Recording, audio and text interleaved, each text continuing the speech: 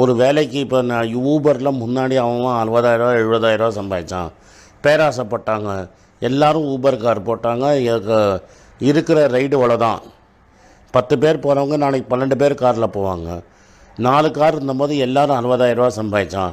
இன்றைக்கி 25 பேர் கார் ஓட்டினா எல்லோரும் 2,000 தானே சம்பாதிப்பான். ஸோ இங்கிலீஷில் சொல்லுவாங்க ஏர்லி பேர்ட் டேக்ஸ் தி வேர்ப்னு. யார் முன்னாடி ஒரு ஃபீல்டில் வராங்களோ அவங்க சம்பாதிச்சுட்டு போவாங்க.